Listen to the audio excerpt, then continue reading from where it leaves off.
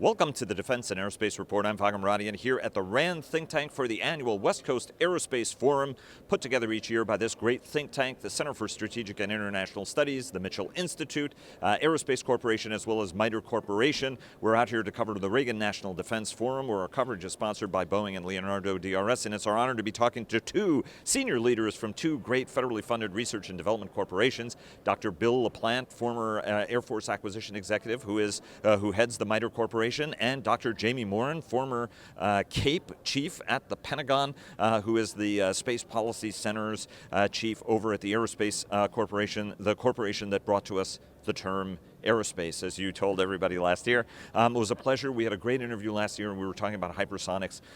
From your guys' perspective, and let me start with you, Jamie, how much progress have we made over the last year? I know that Dr. Griffin, Ellen Lord, and the entire Pentagon leadership has been focused on at least advancing the case for hypersonics, given where China and Russia are.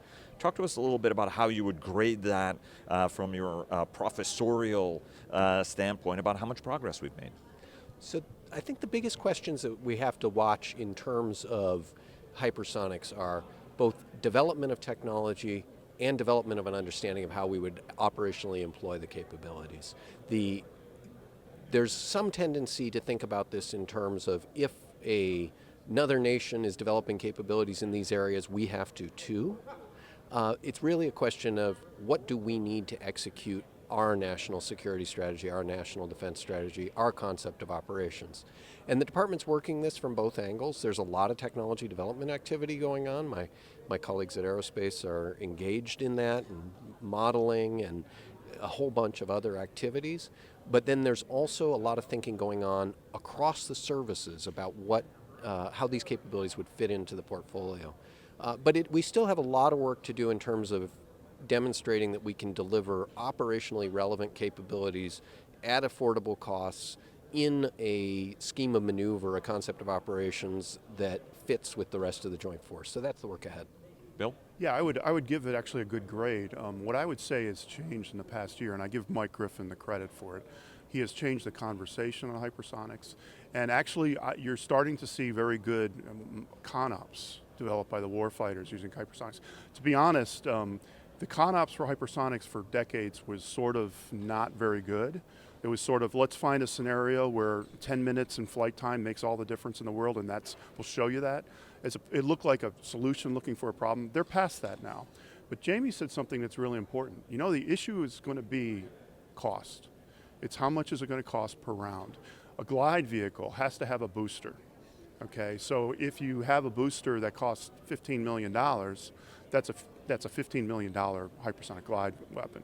Now, people are throwing around numbers now, and Jamie would be an expert to that are saying they can do hypersonic vehicles at $1 to $2 million a round. I don't know if that's real, but that's where they're going to need to get for it to be actually useful. Frankly, that's been the problem. It is a very, very expensive proposition. And in order to be able to hit generally a point target, although you do have area denial capabilities, does the math check out from your standpoint, Jamie? So the math... Just to put you on the spot. The math depends, just as Bill said, on what it takes to get this vehicle up and with the kinetic energy it needs in order to be effective.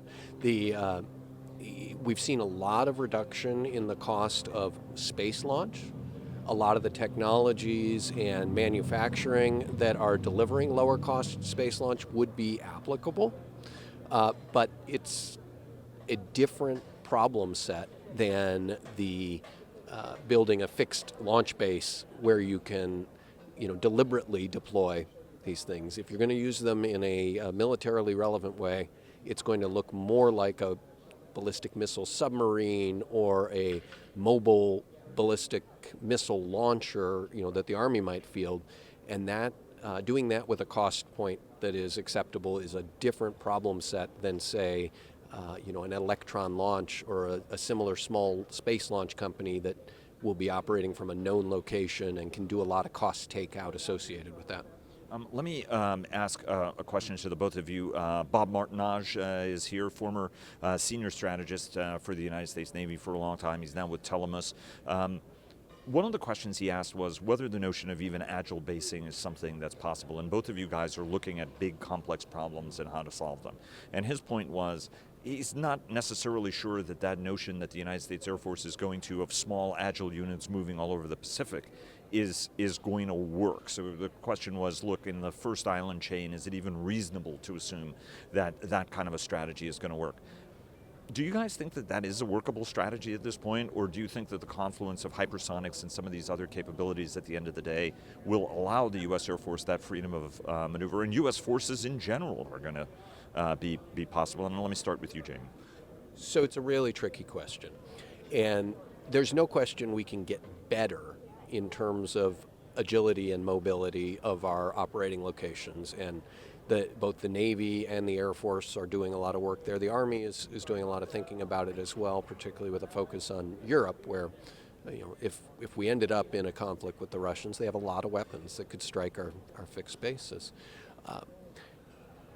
The adversary has tough problems to solve in targeting both fixed and mobile sites in terms of discerning you're there, making a decision that it is the right thing to do to strike you there, and then launching the weapon and having the weapon produce the effects they want. We shouldn't white card that or assume that that's a piece of cake, but they are going to be operating in a time-advantaged sort of way.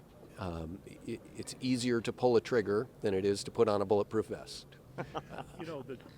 I would add to this. I would have been skeptical about it, except for the following: what the Marines have been doing with the F-35B and how they can pick up and go into the middle of Africa, or 100 miles in on Africa with a portable Alice. It's pretty remarkable what they can do, and I think the Air Force and should be learning from them.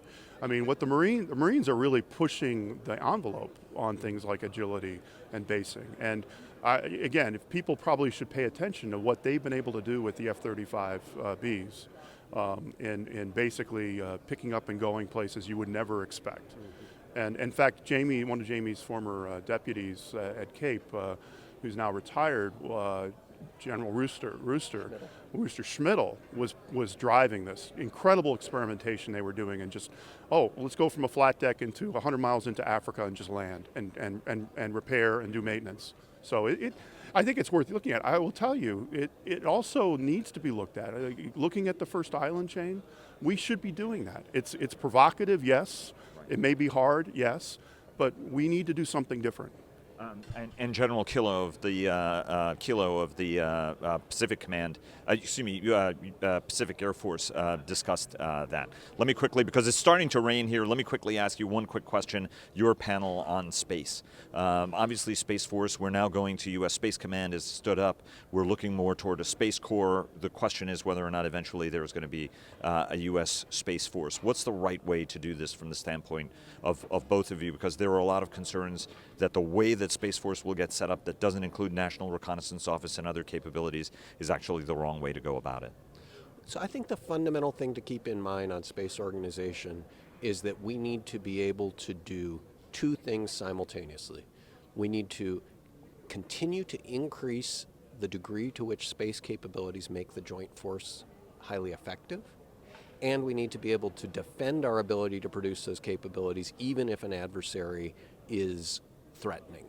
And we know the Defense Intelligence Agency and the NASIC have published very clear reports laying out ways in which potential adversaries can directly threaten the space capabilities the Joint Force relies on. So we've got to do both of those. We will need to maintain and even enhance the collaboration between the intelligence community and the whole DoD in order to enable the military concepts of operations that would be required in a great power conflict. And we've got to communicate to potential adversaries that we have those capabilities and that we're capable of fusing all of those sources of information together in ways that will make it very hard for them to operate and carry out offensive aims. I would just add two things that need to happen. One is the SMC 2.0 that General J.T. Thompson is doing has to be maintained. If it goes into a Space Force, we cannot kill the momentum that J.T.'s got going there. Second point I would say is that they have to have the architecture job. There's too many architects around the Pentagon. there needs to be one architect, and it needs to be in the Space Force, and it needs to be ideally under the organization that J.T. Thompson has. Bill LaPlante of MITRE Corporation, Dr. Jamie Morin of Aerospace Corporation. Let's get in the dry. Thanks.